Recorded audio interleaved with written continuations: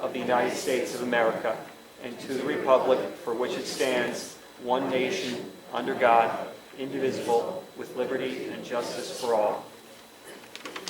Before we start, I'd like to see if you could take a moment of silence for 9/11 memorial.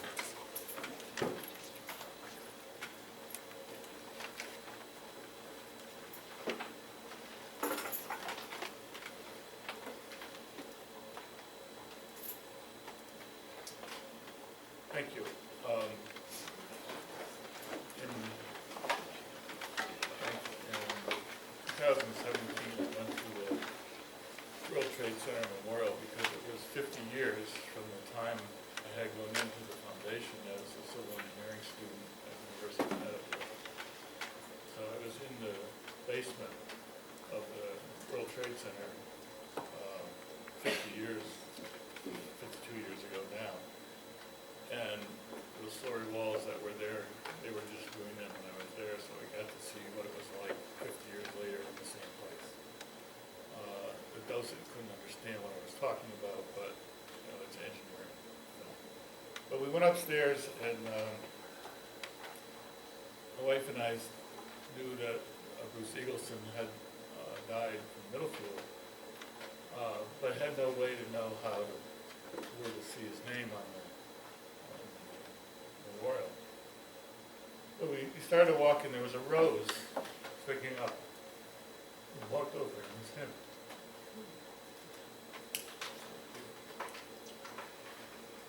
It was a little emotional, and still is, but it's a Middlefield resident, so it's great.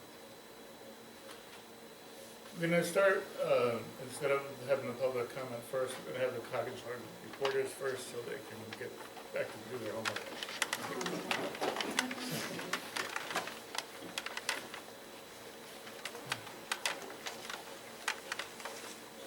You have to state your name because we only met you for 1 minute. Yeah. All right, so my name is Nick Vestergaard, and today the three of us, or two of us right now, are going to be talking about some of the big changes that we've seen coming back to school this year.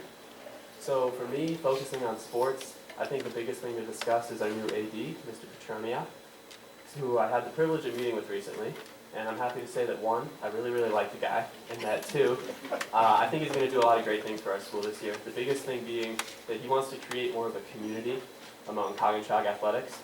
He wants to see parents, coaches, and student athletes alike all communicating to him and through him. And he wants to see student athletes among different sports and even across different seasons of sports supporting each other more, not just by coming to games, but by helping them with their fundraisers even. So he's even taken a few steps to start creating this community. He recently held a parent meeting. Today after school, he held a student athlete meeting, which was attended by all fall student athletes. He's also going to be creating a seasonal captain's council and a monthly leadership council, which should both start within the next month. And I believe in addition to this, he's already organized and carried out a food drive between the cross country and the football teams. So I think we can see from all this stuff that he's already started to lay a good framework for this community vision that he has. And I'm really looking forward to seeing what he does this year in the future, and I'm excited for my senior year. So thank you. Hi guys, I'm Josh. I'll be talking about music today. What's your last name? Oh, sorry, Josh Mann. For the music department, we've got more of the same from last year. We've got the Durham Fair concert coming up, where our jazz band, our concert choir, not concert choir, our jazz band, our a cappella group, our show choir, and our combo band, which I was just playing in, will perform. We have roughly 60 students in total that will be taking part in that, so that's a big part of the the music industry. So far, I can personally say in concert band, rehearsals have been going great. The new freshmen are coming in, great. We have a lot more talent to work with now.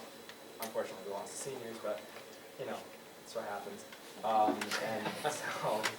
So we've got a lot of talent to bring up, but it's looking good. Our first concert is October 29th for concert choir and concert band, and shameless plug here, Mamma Mia is going to be our play. and it's gonna be in April of next year, so. Currently, Ava, she's not able to attend because she was taking part in practice, unless she comes to that door in the next few minutes, I don't know. So do you guys have any questions? So, school started okay for you? Yeah, no, I'm excited. Should be fun. Have you guys worked any Durham Fair booths? Bench warmers. I usually park at the Durham Fairgrounds, and then I might get the animals. Not sure yet. Unfortunately, I don't think they do the pops booth anymore for music, so, yeah. That was it. Thank you, guys. Go back to the agenda. We have item 14C should be item 15 instead of 14C, so we take the vote in public session. So if we're gonna have a motion to revise the agenda and approve it in that manner. I'll make a motion to approve the agenda as amended. Any other comments? Oh, yeah, the other item is to remove item 14B from that. As well. From the executive session. Have another motion to remove that. So moved. Second. All in favor? Thank you. Thank you. Next is public comment.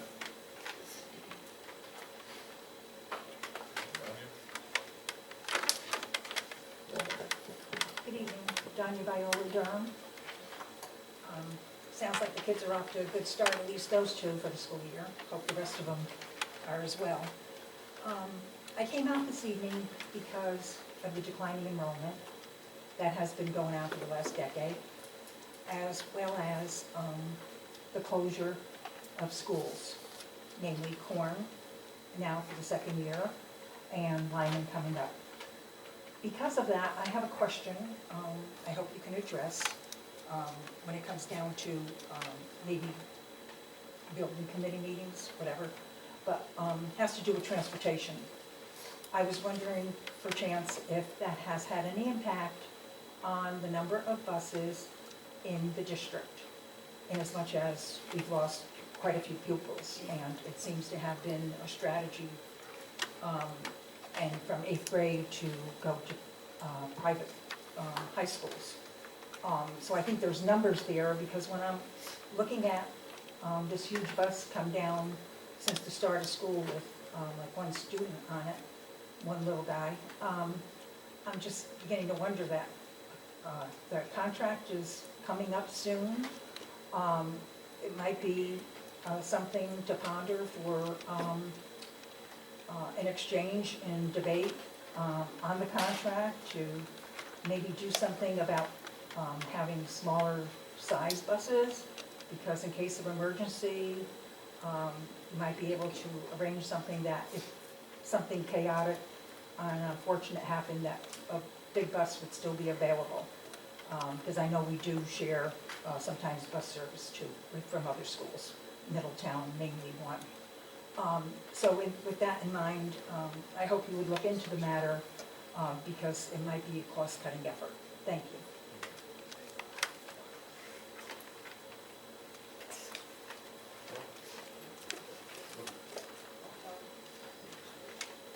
Hi, I'm Ava. I'm just Oh, gonna, sorry. I'm just gonna finish the student reporting because I got here late. I just got out of practice. David, what's your last name? Ava Kowal. So there are a lot of changes made this year and throughout the school. The library was transformed by Miss McCarthy. The bathrooms were changed so that all students will feel comfortable during the day. There's a new cell phone policy, which has made more people focused in class. And study halls are now in the CAF, and we can come work in the library if we want, where it's quiet study. There will be students coming from China at the end of September, which I'm excited about because I'm excited to learn about their culture and how they live on the other side of the world. I'm also excited about the career class, which is where you can shadow people and their jobs to see like what it's like to see what they do. And I'm excited for the Washington DC trip and prom and senior picnic. How was your track meet? Oh, it was a soccer practice. Oh, soccer. It was good. When's your first game? Oh, we had our first game. And? It was good, we won. Okay. Thank you. Thank you. Carl? Carl Stout, Durham. Going to speak to item 12A. I had noticed a few years back, checking things out, that the Board of Ed never followed through on what the town had done with their charter as far as setting it up, as far as the members for the Board of Ed would be elected on the ballot, not at a town meeting by a handful of people. And we speak of being all-inclusive. I mean, this is what would be all-inclusive, if we included all the people in town voting for the members on the Board of Ed. I'd like to see that follow through. I'm sure there's some legalities need to be worked out. I haven't done any studying on that part of it. Thank you.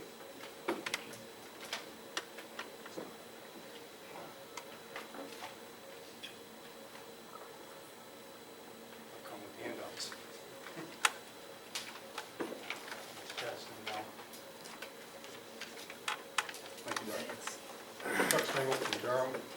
Same issue, item 12A. Actually, I handed out a copy of a page from your handbook which discusses voting. And in your handbook, it says you vote at annual town meetings. And I've also, in the second page of that, provided you a copy of a section of the town of Durham's charter, which says that we would like to have, and the town has approved it, voting at our general elections. So I speak in support of that. I know we've got some great candidates, even when there was very little participation. Dr. Taylor, you in particular. Thank you for your participation, but I think we would be better off if we had an election that has more hours, allowed absentee voting, and we hopefully would get general population would vote rather than just a few people. Thank you very much. Hope those documents are useful.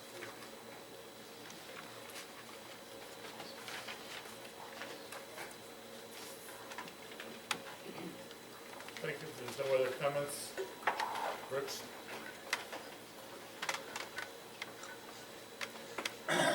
My name is Richard Parmley.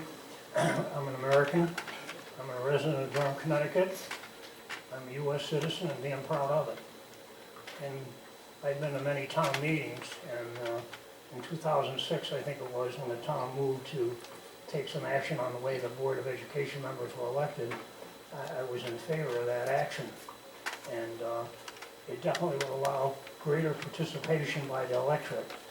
Some referendums only require to be open from noon to 8 o'clock, but we've always had them from 6 to 6.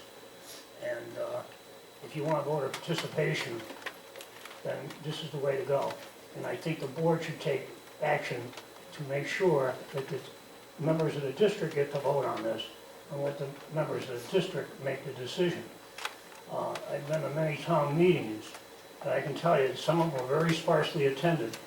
When we elected Board of Ed members, matter of fact, one town chairman would get up, nominate whoever, the other town chairman would get up, second it, and vote, that was it.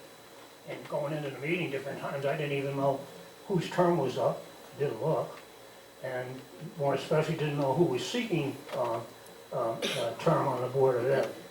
And I'm very proud of the fact that in this country, it's a democracy, and we want to extend these privileges to every member of the electorate, and not just to a few. And it is kind of restrictive to go to the meeting and just have a narrow window of opportunity to cast that ballot. I know when you move the budget to referendum, it definitely affords more people the opportunity to exercise their right to vote. I mean, parents with young children, would have a difficult time voting. Others, because of their jobs, etc. It's a very narrow window for that. You never know when that's gonna be up in the meeting, is how long it's gonna take before the vote is gonna take place. So I can't urge you enough to let the voters of the district decide, and that's the way it should be. Thank you.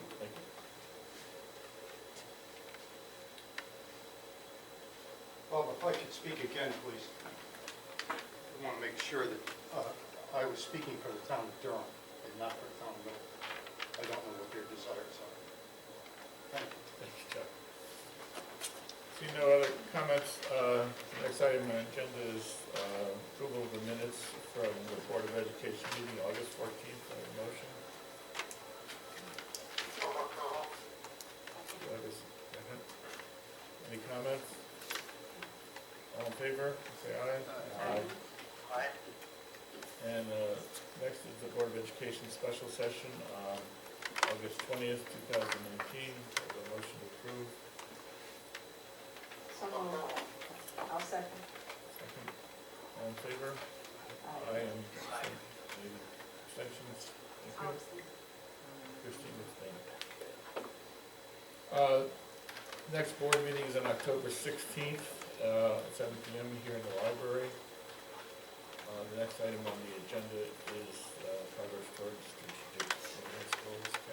Okay, thanks, Bob. In August, I shared some of the draft improvement strategies that the administrative team had been working on. So tonight is a little bit more of an introduction of this year's improvement strategies towards our three goal areas: student achievement, well-being, and engagement. And I want to take this opportunity to recognize the staff in District 13, because these are the people, every person in this district contributes to the growth and development and improvement in this district. And the leadership team has the responsibility of gathering information, looking at where we're performing, and making decisions about what those goals look like and what the improvements are. And we have a sense of urgency, but we know that we have to set goals that are realistic, that are responsible and achievable. We don't want to crush people. And because if our expectation, either the rigor or the timeline of execution, is beyond what adults are able to achieve, it doesn't have a good impact on students. So while we have a sense of urgency, we try to be very careful about how we're writing our improvement plans, yet we feel tremendous pride at the progress that we've made. And just as a reminder, our three goal areas of student achievement: ensuring an authentic learning environment that supports growth, innovation, and critical thinking so that all students are successful in life learning and work beyond school. Well-being: sustain a district-wide culture and climate that supports and promotes safety and connection for all, and engagement: ensure community understanding, participation, and support for district goals and priorities. As we move into the year, the use of a new K-5 report card that more accurately portrays student learning and progress was one of our goals. That report card has been created, and for any of you who have attended an open house, you had a presentation from Corey DiMaggio of the new report card. So we're very proud of that progress. It was a long time in coming. Our implementation of project-based learning to create more authentic learning and enhance student voice and choice. As you know, we this summer had all district leaders and school teacher leaders who are a part of our initial exploration into project-based learning. And we have a group of team leaders who will begin specific training in the beginning of October, so that is up and going. Again, our work in dyslexia continues to support students who have dyslexia, finalizing our SRBI protocols with the use of strategic groups in reading and math. We met as an administrative team last Friday, and our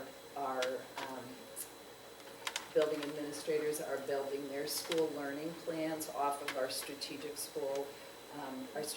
coherence plan, and one of their plans is focusing on the strategic groups in ELA and math. Again, looking at the enhanced shared time that we have together, one area in particular that I'd like to pull out to talk about is the area of data chats. That's something that is suggested through iReady for teachers to use with students, to sit with their students, to actually talk to students about their student performance data and their area of growth. We're also talking about having these kinds of conversations with administrators, coaches, and teachers, so that there's kind of a personalized conversation with teachers about what their student data is telling them and what kind of support teachers feel that they need from their school administrator and their ELA and math coaches. Again, we're working on our instructional rounds and school visits process, and we have formed our committee that will be looking at, through special education, how we identify students as gifted and talented, and our enrichment program moving forward. So they have their first meeting that is coming up within the next month. And then we talked about refining our message regarding our district student achievement to include growth and accountability. And we did receive our SBAC scores, and the area that's reported on the state accountability report that looks at the average percentage of growth target achieved, and in grades 4 through 8 in our DIRG, looking at just schools that are K through 12, we have placed first out of 13 for English language arts and mathematics, and for K6, 6 out of 29, or for K through 8 schools, 6 out of 29 in ELA, and 7 out of 29 in mathematics. So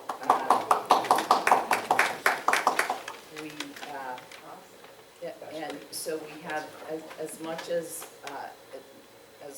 we have said that the DIRG comparison isn't a comparison that the state recommends that we use when we're at the top, we're going to use it.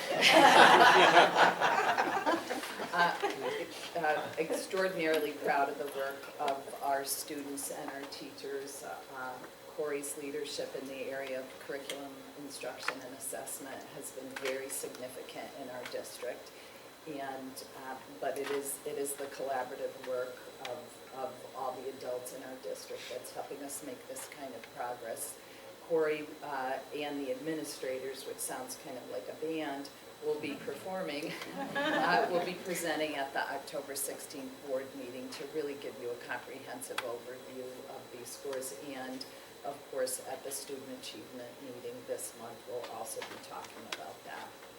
I just wanted to include for you, as we've been doing our portrait of a citizen work, something that we've looked at in accessing the data from Ed Leader 21 are the skills that have been identified as the top skills in 2020. What's interesting is that, you know, as we're looking at our kindergartners, we're not talking about what the top skills will be in 2020 for our kindergartners. We're looking 12 years out for those students. So it's interesting work. And again, as we've been talking about the project-based learning, I think I will be bringing this up quite a bit throughout this year. When we focused on the project-based learning design, it really came from the work that we had done in our strategic visioning committee, where we talked about what we believed was most important for our students, what our vision of the future was for students. I'll send this to you, Maura, so you don't have to copy. And as you look at this, I have to say a lot of what we see in project-based learning has been a part of the practices at John Lyman School, and that have been a part of not only a hot approach, but an integrated arts approach. So we have some great practice in terms of how to implement that school-wide. And when we look at project-based learning, the design of project-based learning, there's also a little bit of a shift in our teaching practices. And as I talked to the board about this previously, this year is a year for exploration and learning and some piloting. This is a complex and sophisticated way of teaching and learning that we want to be sure we understand before we really move into wholesale implementation. Well-being, we had talked about this last time. These were part of the improvement strategies that I had shared last time.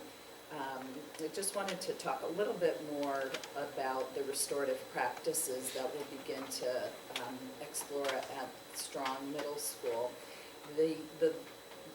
Using restorative practices really looks at the strength of your community and understanding really the child as a citizen within a community, especially as children may struggle, make mistakes, and the restorative practices really looks at how a child can make amends, can learn, can get feedback from their fellow citizens or fellow classmates. So we feel very good about the fact that Strong Middle School will be learning and practicing restorative practices, and is something for us to consider in our other schools as well.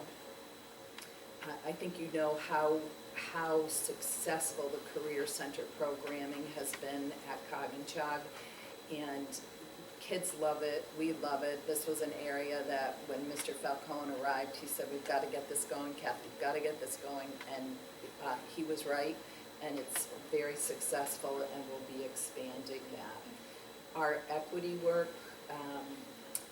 will continue in partnership with Durham and Middlefield. In my superintendent's report, I'm going to give you a little bit more information, especially in light of some recent events and situations that our district has encountered. We're continuing our proactive parenting series, again in partnership with Durham and Middlefield Local Wellness Coalition and the Independent Day School. And our wellness programming with the $35,000 allowance that we have from our new insurance provider, Connecticut, is underway. We had our first WebEx meeting with them last week with the beginning of some eMindful strategies and platforms that we'll be using in Durham, in Middlefield for their employees, as well as here in district. And finally, the area of engaging, which really focuses on making sure that our community at large understands and participates and supports the things that are important to our district. We do have our community climate survey that will be distributed at the end of the month. And I think it's very timely, again, given some of our recent incidents where we've been looking at bullying, racism, the sense of safety that people feel, that we met as an administrative team yesterday and decided that in that climate survey we really needed to ask some very specific questions, both of students and parents and of our faculty as well. In the area of safety and security, we're looking at our energy efficiency efforts, and we really want to have our students involved in that, as we realize our students have a particular interest in energy conservation and green efforts, and we'd like to involve them with that. We are coming to the end of our Portrait of the Citizen process with a target date of October 16th to present the draft to the Board of Education. Mary Ellen Manning's work at MTA is, she's off to the races, has already begun expanding our marketing for MTA and expanding the programming there to include our college transition programming for qualified students. We are working on our transition planning for our district-wide grade configuration as we move to the one academic approach design with a primary, intermediate, middle, and high school design. And this will include the beginning of our school design teams, because as we're moving towards a single academic approach, we want to make sure that we have that consistency and coherence, but there are school teams that are making decisions that are right for a primary, an intermediate, and a middle school. Again, our work with the state of Connecticut in using the HOT approach and looking at how the HOT approach is integrated into the work that we're doing. As the high school students mentioned to you, it's only a couple weeks before we will be welcoming 24 visitors from China, 22 students and 2 faculty members. 1 faculty member who will be staying at Bob Moore's house. We have a 2-week calendar that I'll share with you, and the board is welcome to participate in any of the activities that we have with our sister school from Ningbo, China. And then we are looking to expand our hiring, recruitment, and outreach efforts to create a more diverse faculty, staff, and school population. And the last 2 areas is an area that the Board of Education has been talking about quite a bit, and that has to do with implementing into kind of our budget process calendar a time for community conversation where the Board of Education, school personnel, and members of the community can discuss their kind of priorities moving forward before we formally move into the budgets process. And as an administrative team, we've talked about developing a leadership capacity, a leadership academy for any interested teacher to build capacity and encourage succession planning, because when we leave, we'd like there to be people who want to take over for us. So that's where we are headed into the 1920 school year. You got at least a decade. And I have to say, I feel that we came back to school this year with tremendous enthusiasm, a positive feeling, a tremendous sense of what we call collective efficacy, which means that we believe we can do the things that we've set out to do. And I want to thank the board for your support and participation in that effort. That's it, Mr. Moore. Any questions?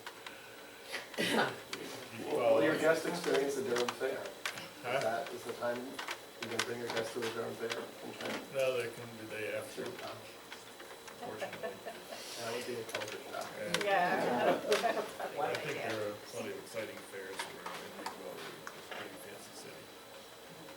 One question, just on the community climate survey, is that distribution just within the school community, or will it go to the broader community, or does it not have application? It doesn't go to the broader community. It's, this is kind of through the State Department of Education, and the recipients are meant to be students, faculty, and parents.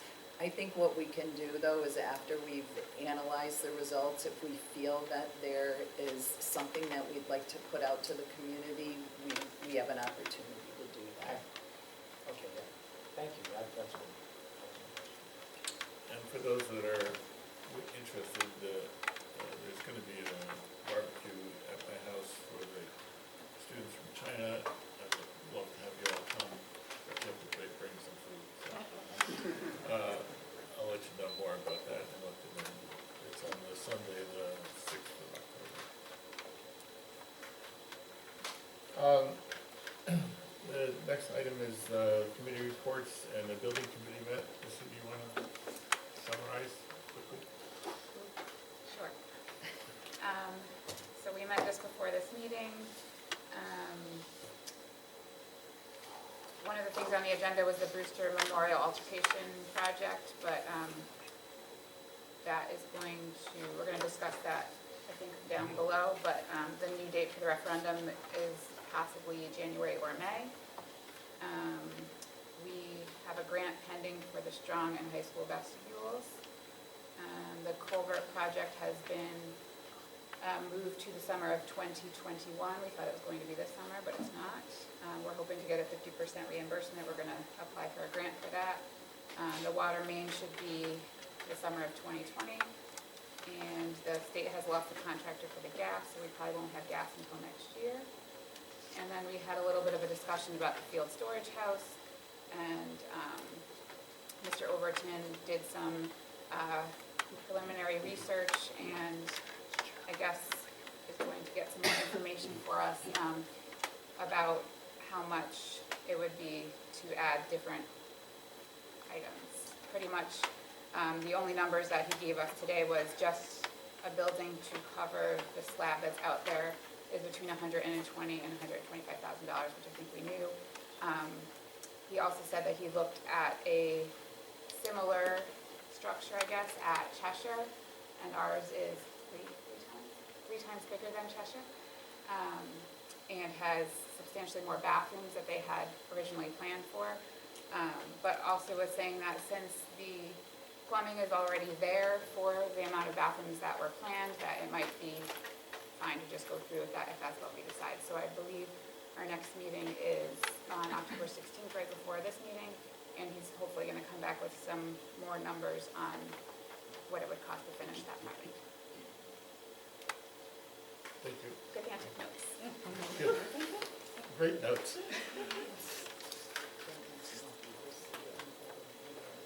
Yeah, the ERC is also meeting at 6 o'clock on the 16th of October, and the building committee will meet in a separate room.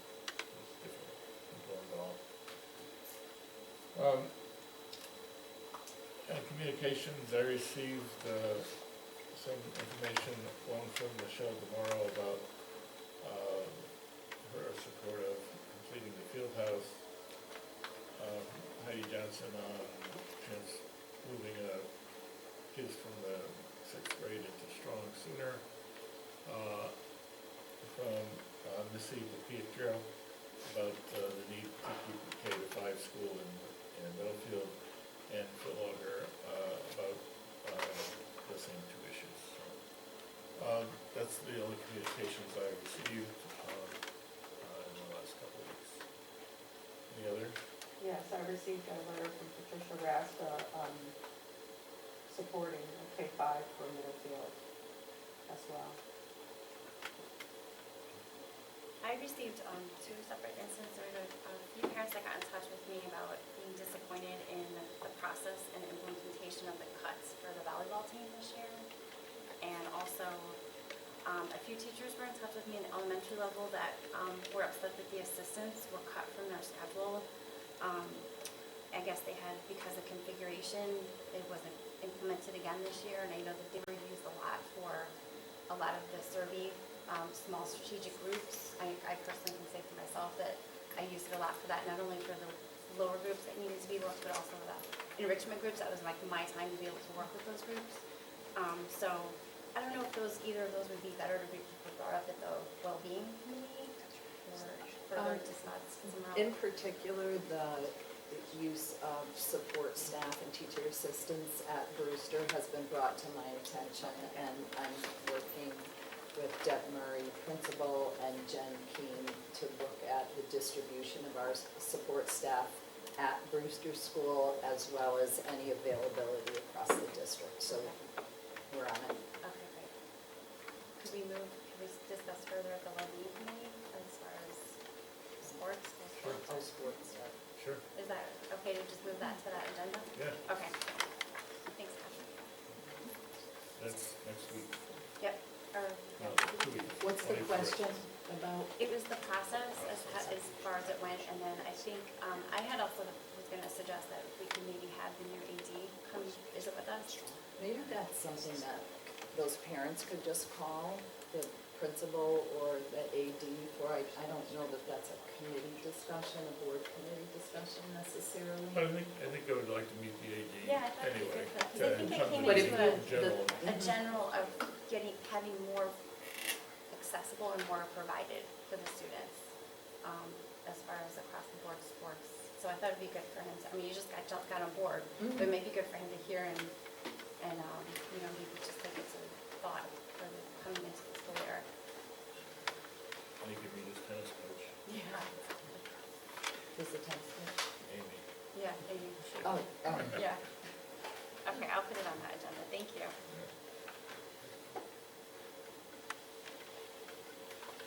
Thank you. Back to you, Kat, for the superintendent's report. okay, sure. I would like to invite board members who are interested in participating in the teacher contract negotiation, which begins officially on October 7th. Doesn't mean we're having a meeting on October 7th, but between October 7th and November 26th, that's basically the time frame for the negotiation. And Bob generally participates in the negotiation process. November 26th would be the date by which we would have to go to mediation, should that be necessary, with an arbitration date of December 21st. It's always kind of motivating to have negotiations during the holiday season because people want to finish. I can't tell you exactly how often we would meet or how long the meetings will be, but they do start later in the afternoon. And our experience, since I've been superintendent, the negotiations with the teachers union have been productive and respectful, and I anticipate that as we go into this very, very important negotiation. So if you could let me know by Friday. What will happen first is our attorney and the teachers representative from the state will kind of look at their calendars and get some dates that are good for them, and then I'll share those with you. So I really appreciate having some board members, and even if you can't make all the negotiations, if at least I had a team that we can work with, I would appreciate that. And is there the opportunity to have an executive session just to discuss just board level thoughts about the negotiation process? I know it can be discussed openly in the regular Board of Education meeting, but if it's, I guess I take the position that if it's that important of the discussion and negotiation, which I undoubtedly think it is, probably the most important kind of negotiation process that we go through. I just think that there should be a board level discussion, and we should kind of get a general feeling for how the board in general feels about the negotiation process and kind of where everybody is before we move forward. So that either representatives that are involved in that negotiation process can represent the board well during that, and that, you know, I think there's a clear kind of expectation of what the kind of board looks like. I'm not certain whether that can be discussed in executive session. I've never experienced that here or in another district. I know what we do as an administrative team. Obviously, we can discuss it openly, but we also, Mary Ellen created a survey so that each of the administrators can review the contract in particular areas and then submit their feedback that way. So let me just check on what's appropriate for the board to do in order to give feedback. And it may be more on a one-on-one giving feedback rather than a collective discussion by the Board of Education. And just in terms of the Board of Education goals, I know that the board agreed that you'd like to be more involved with CABE and take advantage of some of the services. So I'm just a little gentle nudge to go online and see the various opportunities that are offered through CABE. And if you're interested at all in the CABE CAPS convention, that will be November 15th and 16th this year. So just get in touch with Meg if you'd like to attend, and she can get you registered. I had an informal discussion with Rebecca about policy. Oh, good. So, It's worth Rebecca going to Alves the conference. works with Kate, so I talked to her about getting policy. The one thing, we already have a whole set of policies, and we're eventually gonna have to work our way through all of them again, which is one of our roles. They do offer a service where they can come in and conduct an audit. It's like one of the few things they charge a fee for, but it can give you a prioritization of, these are the ones that is mandated you have to have, these are the ones that they really recommend that a school district have, and these are the ones that you have that you probably don't need for whatever reason. And so there's that approach. The other approach is we could just look at, okay, let's start with the ones that are required and do a comparison one-off. And so I already started that. I just asked her to, provide me some information, some detail on it, so I can share it with the policy committee when we meet. I think the most important thing is we need to meet.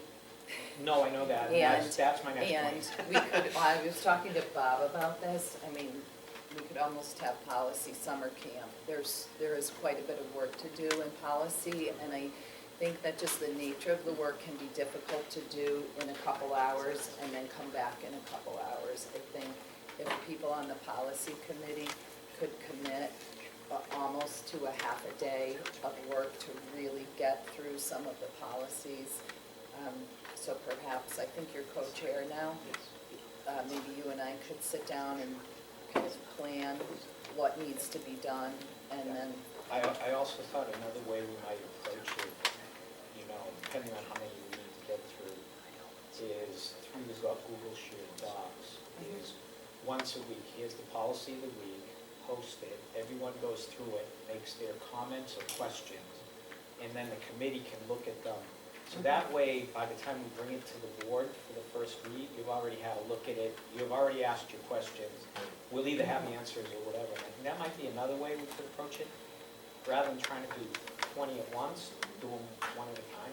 So I don't, but I think we'll be talking strategy. Norman, I'll Yeah. talk to Norman, maybe you and he and I can get the date for at least to get started on the committee and then set up the structure, how we're gonna do this. Yeah, I was gonna reach out to you this week, I've just been busy, but, It would be good if we could do that, yeah, sooner rather than later. no. We need to And start with that. other than that, we've been in school for 10 days. And I would say that we've had a relatively smooth start, and I wanted to say that we've had some unanticipated events. However, there's nothing that's unanticipated in a school district because there are a lot of people, it's a dynamic organization. So in addition to moving 1,600 students in and amongst our buildings and getting them started with teaching and learning, we've had medical emergencies, we've had lockdowns, we unfortunately have had a situation involving racism, and again, I have to compliment our collective staff for having protocols, procedures, and remaining student-centered at all times to keep us moving. I did want to talk a little bit about our response to the situation that involved bullying and racism as we got together, as I mentioned to you yesterday, as an administrative team to debrief not only the event, but what the implications were and what we needed to do as a school district moving forward. And one of the things we did was to look at what our direction was in terms of our equity work. And we realized in part due to time and money, we had a pretty narrow scope. And our ideas in terms of what was really needed were more expansive. And some of those ideas that we believe are important is to begin a focus group at the middle school. We had talked about doing a focus group at the middle school, similar to what we did at the high school. We had someone from CRHS who came to talk to our high school students and get their feedback on issues regarding diversity and racism and belonging and safety. We believe that we need to do that sooner rather than later, so we'll be doing that this fall at Strong School. We like to have a goal of recruiting 2 certified and 2 support staff members of color for the 2020 school year. Balance a professional learning plan to better address both the academic and the social cultural needs of students and staff. We need to be proactive in preparing for new classes at the high school, which is a new law that was passed in the 2019 legislative session, that all public schools in Connecticut include African American, Puerto Rican, and Latino studies in their curriculum by 2021-2022. Mr. Falcone suggested the creation of a cultural competency course at the high school, required training for staff, and stipends in the teacher's contract for an equity and well-being leader at each school, and add cultural competence and bullying as required components for open house nights, and finally develop and approve a district policy supporting equity as defined within our portrait of the graduate work. And we actually have some funds in our Medicaid reimbursement, and Kim and I did a little research to see whether or not those funds would be appropriately directed towards this work, and we learned today that that's an appropriate use of that. So we are able to expand our work and have the resources to do so. And I did want to talk about that publicly this evening. And that's it. Any questions? When SWAT comes to the middle school, could some of us board members Sure. I will say at the high school, we, I don't even think we had administration present. We really wanted the students to. If it's better that I'm not there, I'm fine. Mhm. But as an observer, I'd really like to. Sure, and what I'd like to do is share the executive summary of those focus groups that the high school had with the board, just as we're discussing this topic. I think it's important for you to be aware of, you know, from the voice and the experience of our students. That's what he said. Is there anything, I know that you do focus groups with the students, but is there anything that we could do in terms of having a focus group or a cultural competency course for parents as well? Actually, our initial, when we initially started this equity committee and we were kind of moving into our next steps, the next step that included a parent focus group was kind of on the list and then was moved aside a little bit, but we did discuss that as a team yesterday, that would be an important thing. And we have our proactive parenting series that we've looked at various issues, including, you know, anxiety, mental health issues. And we talked about using that same kind of design and forum for parent discussions on issues regarding cultural competency and equity. So yes, great idea. And again, I'd like to acknowledge Mary Ellen Manning for her ideas as the person who kind of oversees our equity efforts, as well as the compassionate and creative thinking on behalf of my administrative team. We did talk to Laura Francis about this. She has also been involved in the community equity program, indicated that she would expand her activities and for adults and other good-time members. And so maybe we can connect to the same programs, work with her on getting a community-wide program that's supported. Actually, Laura and I talked yesterday about setting that up, and that there are resources through the state that are free for facilitating community conversations. Thank you. Kim, Director of Finance? Financials are in your packet. It is early in the fiscal year, in the school year, so there's not a whole lot of highlights to note. We've received 20% of our revenue that we budgeted year to date, and we've expended 12.5%. talking just general fund. In August, we had our first teacher payroll. Under purchase property services, we've had a few things, like we had some preliminary audit work done that we paid for. We were able to purchase our automatic timekeeping software that was in the budget. And we've had some fire alarm and water inspections, as well as septic cleaning, and various other preventative maintenance and testing. We had some Brewster paving repairs for $15,000.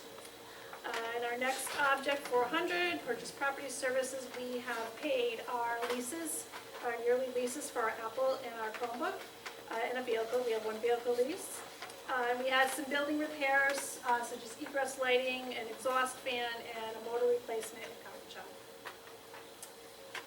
Supplies are just beginning of the year, school supplies. A lot of purchases are made early on in the year to have the supplies for the year.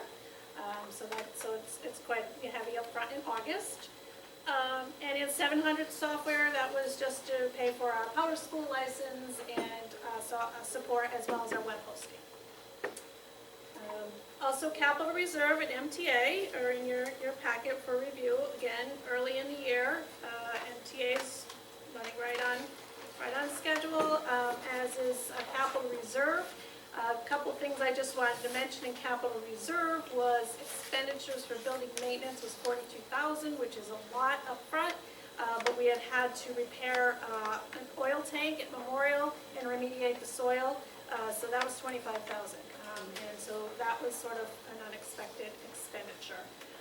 And then also we had to repair the culvert, which we talked about a little bit before at the building committee. That came in at $12,000, so those came out of this account. So that was I just wanted sort of an anomaly to have that much in 1 month, so. Auditors will return, again, for the first 2 weeks of October.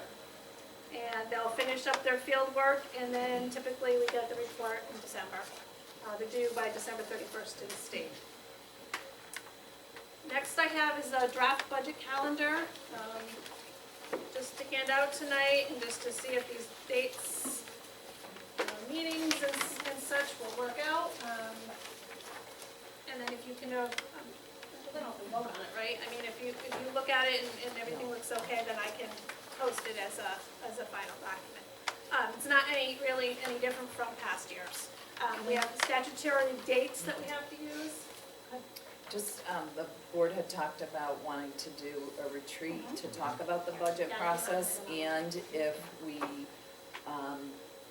we wanted to talk about a community, staff, and board kind of conversation, just to look at where we might want to place both of those two things. Sorry to interrupt. Thank you. I'll make sure that that's incorporated on there when it gets posted.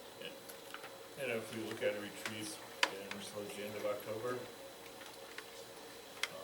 it'll be appropriate. There's a lot going on between now and then the community meeting, and probably with the Board of Finance, the Finance Committee in November. We have that. That'd be early November then, because the Yeah. priorities and Yes. parameters of the 13th, right? So maybe the first week of November for that kind of community conversation. So not October 5th anymore? We had set that date, save the date, October 5th. For the, For the retreat. Yeah. so we're talking about two different things. The retreat, I think, that was because we had a whole series of events with Chinese staff that day, and so we maybe farther out in October. So it's not gonna happen on the 5th. Is that what you said?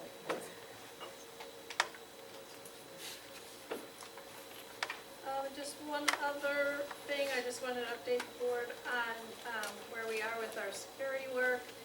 Not much has changed from last month, except for exterior surveillance cameras have been completed, and they are all up and running now. And then we have some interior cameras that will still have to be installed.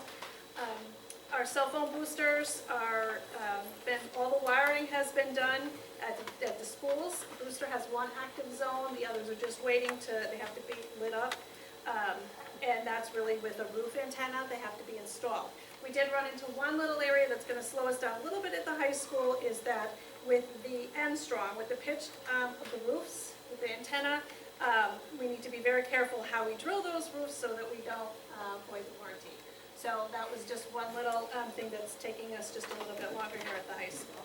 And we've purchased visitor management kiosks, which I mentioned last month too, and we're just sort of waiting to get all the security stuff done, and because IT and Jimmy and work with wiring and all that. Once they free up with the security stuff, we're going to implement the security kiosks, hopefully, we're hoping October or November.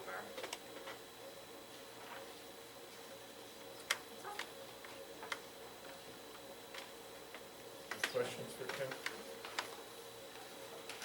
Thanks, Kim. Item number 12, delay the possible regional plan amendment. Prior to our announcement of going out to referendum on the alterations at Brewster Memorial, the bond council indicated that he thought it was necessary to have a plan change or a plan amendment to the regional plan, primarily due to the recommendations early on in the report on regionalization that indicated that children attending elementary and middle schools remain in their present location. Obviously, that has not occurred over the last 50 years. There's been transfer between Brewster and John Lyman for lots of students, closed two schools. But this is related to the bond issue, and in order to certify the bond issue, we felt that we needed to make a change in the amendment. So we've asked our lawyers to look at possible language that would be necessary to make that adjustment. I would like the utilization committee, both Bob and Andrew, have agreed to prepare the necessary documents. What's needed now is a report that defines the change or the amendment to the plan, the language of that report and the language of that amendment. That has to be approved by the board as a whole, and then that goes to the state for their review and approval, and then it goes to public hearing on the issue on that matter, and then finally a referendum that has to be approved in both towns by majority of each town. So that's the process that we have to make an amendment. It will take some time. The utilization meets next week on 19th, I think. To get started in that process, hopefully we'll have some of the language from our attorneys on what needs to be changed and how that could change to fit into the process. So it's a long process. It then, obviously, we can't go ahead with the Brewster Memorial alterations until we revise the plan and get that approved. So we won't be having a referendum on the finances for Brewster Memorial until after that's approved. It could be as early as January, but may more appropriately happen at our budget meeting in May. We will ask the State Board of Ed for an exemption since we've already submitted plans to them for approval for the grant. Whether or not that's granted is not known, but we will pursue that as well. So if that is granted, then we won't have to go back to the Board of Ed. If not, we'll have to submit for next year. So that's where we are. I expect that utilization will handle this carefully and consider the legal requirements that we have to go through this time. So any questions or comments? So this will be an interesting meeting next week at the utilization committee. So. And I just want to make clarification for the charge of what is expected from the utilization committee. So it's only to address this issue around the bonding and the revision of the report. Is that correct? Yes.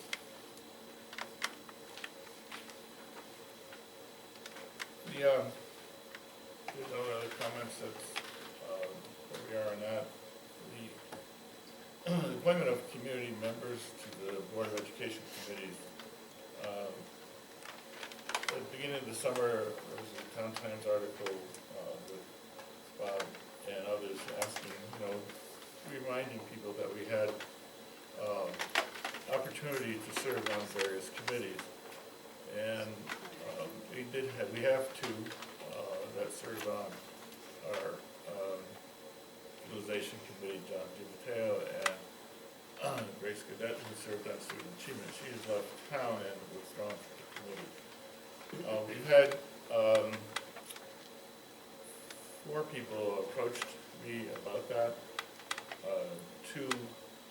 3 have actually provided me background information. I've met with 3. The 2 that are left are very interesting. One is Rowan Cummins. Rowan has taught in the school district for 19 years, and she is asking to be served on the Student Achievement Committee. The other, and I have some more background information, she has really switched into media approach and looking at the media and film and other digital stuff as a way for teaching.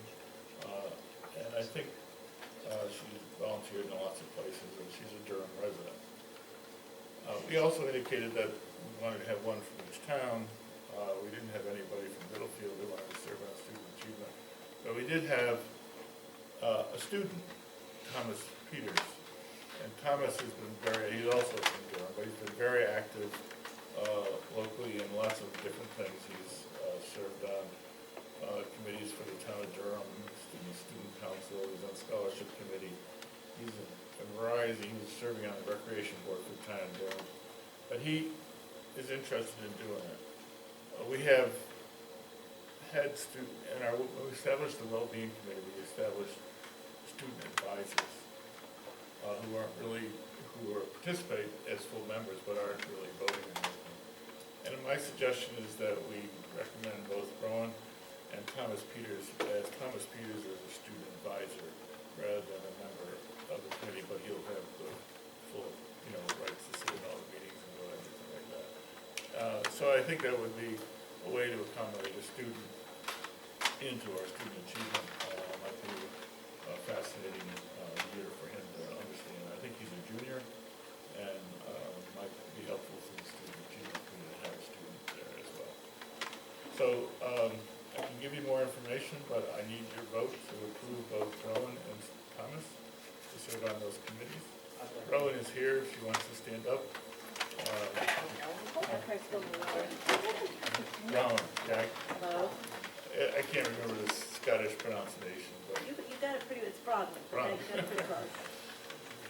And Thomas is not here. So, but if you want to make a vote to approve the membership, I'd be happy to take a recommendation from Bob. I'd like to make a motion to nominate, I'd like to make a motion to approve your appointments to the committees of the individuals you mentioned, the achievement. Yeah. Do I have a second? Second. All in favor? Aye. Thank you. Any comments? No, thank you. All right. Just one question. We still have openings on each of the committees at this point, or is student achievement is now full, or? Well, there's one from Middlefield that could be on there. Yeah, I think we also said that we prefer to have one from each town, but if one town is shy and there's an opening and someone from the other town wants it, we can have 2. I think we said that Yeah. when we were discussing it, but, Well, the other person had another commitment, so this is all that I have. No, that's fine, but, I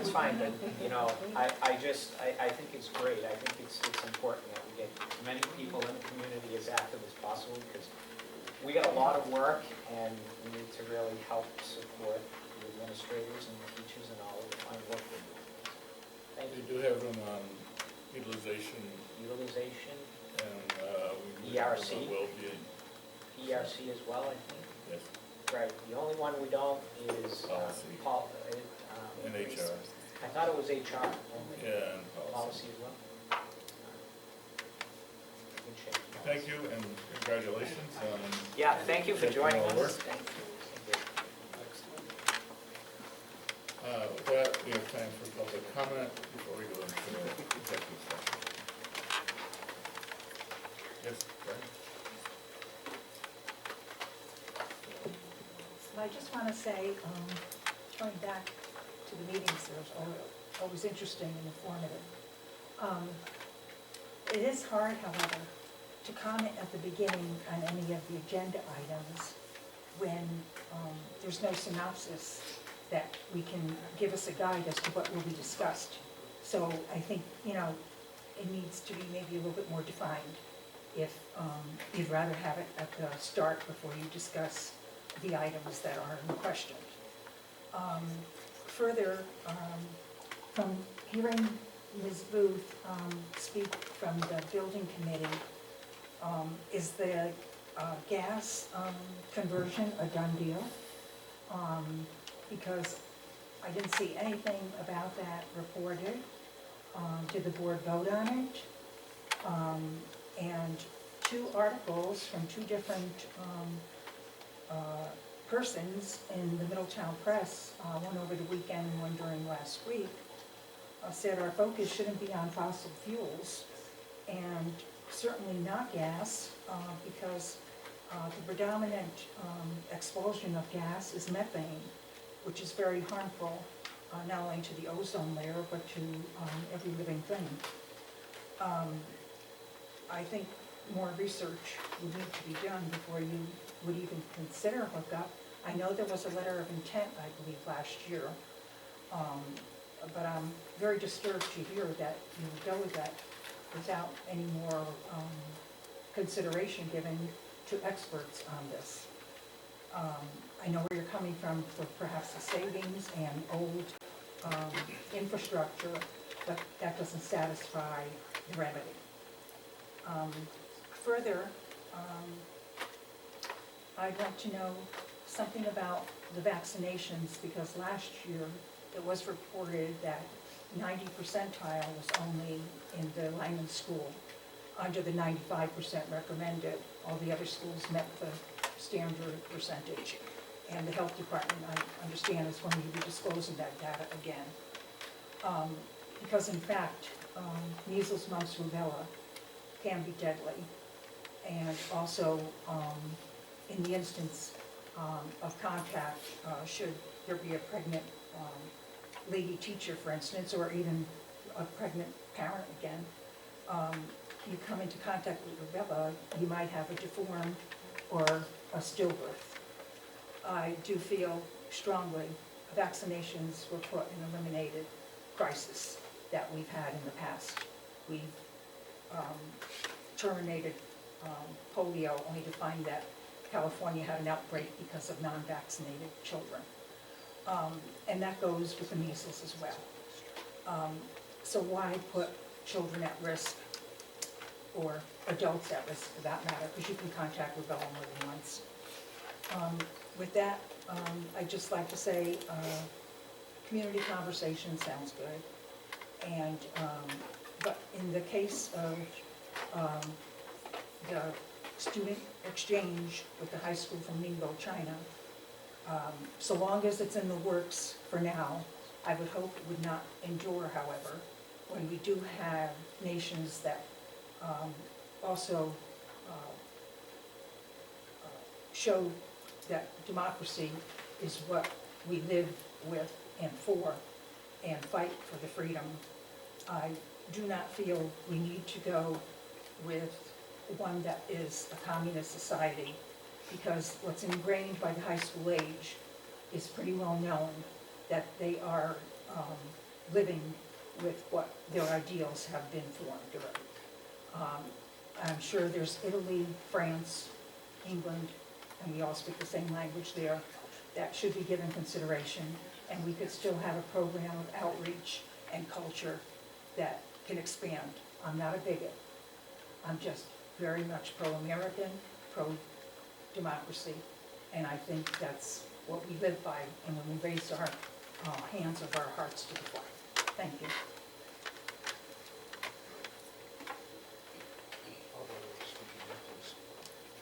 Yes, Dr. Taylor and Bob were discussing what's going to be included in your amendments to the regional plan.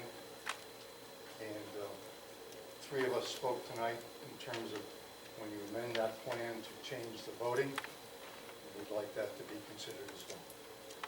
Thank you.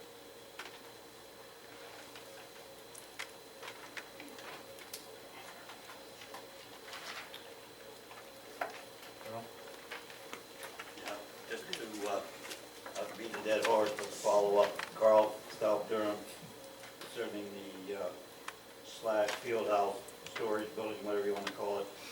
I feel it's just the tip of the iceberg. I get the impression, just looking at minimal cost to try to get a building over the slabs, call it protected, and then it's going to grow from there.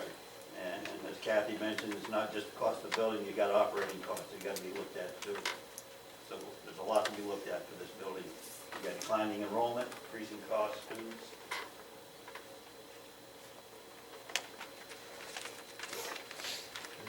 Hi, Teresa Wine in Durham. I have a few points I'd like to bring up. I know I've been absent for a while, but I would really appreciate and think it's crucially important that before any further discussion on the building alterations and constructions, that a new demographic and enrollment study be done. As I understand it, the current plan is based off of 2016 study, and I was shocked to hear that Durham is #2 in home sales for the state of Connecticut, and it might be wise, I think, and very important just to take another look at that. And I am a little taken back at as the minutes from last month's meeting were published. And I see that there's been some discussion about separating having two referendums for the building projects, and then having a second one for the Brewster gym and cafeteria renovations, which you guys have been informed on several occasions is part of the bare minimum and is must do. At this point, Brewster's already exceeding capacity and for the number of students as it is, and to add such a significant amount is not only is it's just not safe. And I am very disappointed to say that I'm kind of back at the point of I've lost a lot of distrust in his board again. And it's very sad after talking about this for so many years. And, you know, to me it's another example of the board trying to get away with something without being completely honest, which has supposedly been a commitment of yours since March of 2018, and to be fully transparent. And it reminds, it takes me back to last fall's discussion and recommendation by Ms. Newbig to originally attach the renovations to the capital bonding, and put them together. And there were, comments were made about how that might be the only way to get the construction voted through. And then a couple weeks later, it's all of a sudden, we can't do that. And I think that it's really important to get legal advice to see if you really can do it the way you guys are trying to do it again, because the numbers are there. The numbers are in the May of 2018 Visualization Committee meeting when Sylvan Petroselli came and discussed all the options. There's a couple of different ways that the cost associated with attaching and renovating and separating, so many different options with the cafeteria and the gym at Brewster. And if I remember correctly, it's anywhere from $1 to $3 million, and that's a very big chunk of money to not really inform the community is going to be happening shortly after the referendum on building projects. Thank you.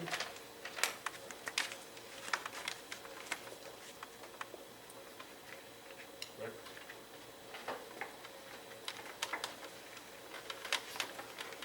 Richard Parley from Durham. I'm a firm believer that the public school systems should not be daycare centers nor substitutes for parents. It's not a term I'm pointing at District 13, it's more of a broad statement of public education. Also, I am adamantly against any fees being assessed to students who participate in activities. We're setting up a have-not situation. And to put everybody on equal footing, we have to eliminate those fees. I may not support football, but believe me, if it's there, I expect to pay for it. Okay? In regards to football, there was just an article today, and it surfaced in other areas also. Previously, the interest in football is declining. Parents are not wanting to subject their children to injuries that are related to football. The head injuries are cumulative, and they tend to show up later. The National Football players sued the National Football League, and there was a settlement in tens of millions of dollars for their injuries. And why, when it came in to the district after we left Vinyl, we put in, it cost over $80,000 to start it up, 40 for the startup and 40 or some odd to run it. And now, because we don't have the enrollment, we're bringing in other schools. Why are we subjecting the students to possible future head injuries? There is no rationale to do that. Sports, especially when you leave, when you went to the college level, is nothing but big business. UConn, to get rid of their football coach, spent $5 million to get rid of him and his team. And now the guy that took over, there was a controversy because his son got hired. The lowest paid coach on the staff at $90,000 a year. It's big business, it's not education. Let's get out of football and let's get rid of those activity fees. If you have a windfall, such as you had a while ago on health cost savings, why not apply that to the activity fees? Or just raise the taxes. We got no business assessing fees. It's discriminatory. I don't know what a ACLU is. Can't agree with much of anything they do, but they don't seem to say anything about that. It's wrong. And if you support it, you're wrong. You're not supporting public education. You're not affording everyone coming through the doors to a public school system a right to participate in those activities.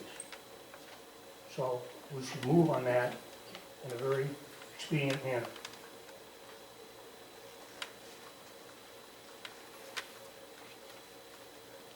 Any other comments? If not, we have to, Sorry. oh, sorry. I'm sorry. Kendra Liptak from Middlefield.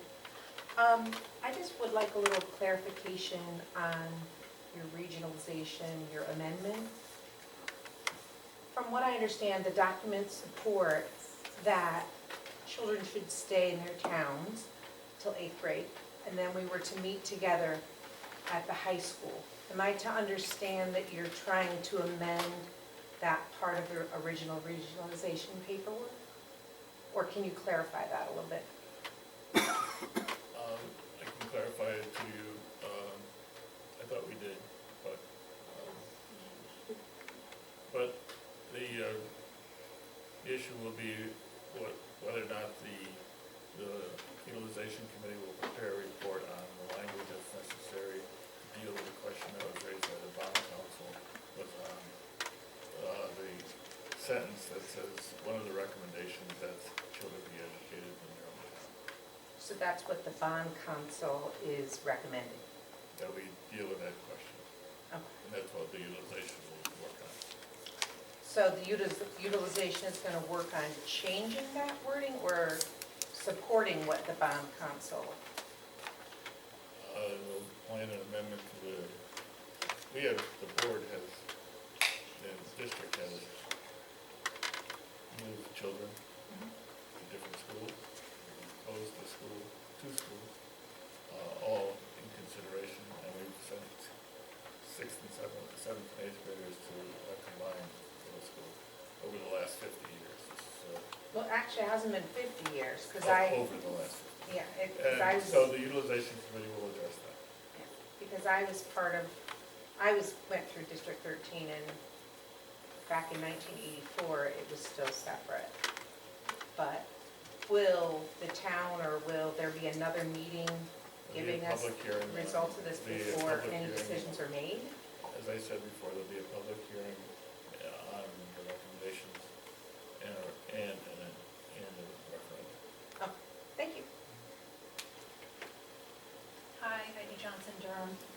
Like my friends here mentioned in the first public comment, I would like to see, while we're working on an amendment, the charter comport with the town of Durham to allow election at the polls. I try and get the word out. I don't see a lot of other parents there, either because of work or their kids, and I would like to see a lot more participation. Just because I think that would be sustained, the engagement with the Board of Education.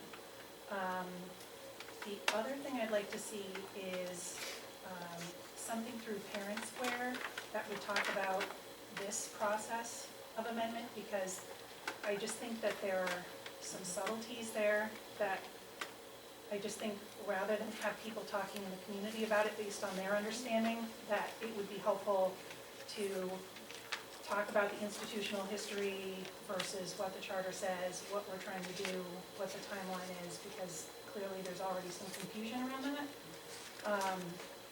And that seems already to be a good vehicle for communicating. Thanks.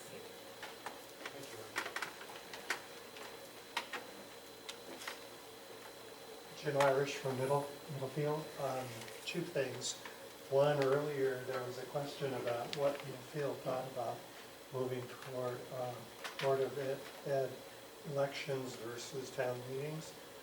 We'll check our charter and see if it has any relevance to that and discuss. But at this point in time, I'm not sure if that is covered there or not. Secondly, I wanted to endorse what Dr. Taylor was talking about with regard to engaging the discussion of the contract negotiations in general. The teacher's salary, as you all know, is one of the largest elements of the budget, and so being in sync with what's going on in the negotiations is the same sort of engagement that you would have in any of the budget items. And because it's such a large item, I think it deserves that attention. And lastly, I want to say thank you for adding the community night to the calendar. That would be great, as we've done before actually, but making it formal. Thank you.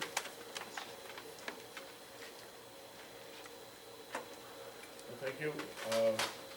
We have now to go into executive session, and we're going to have meeting besides Ken Keane will be in it as well. We'll take a 5-minute break, and we'll be in executive session in the room, and we'll be back out. I'll send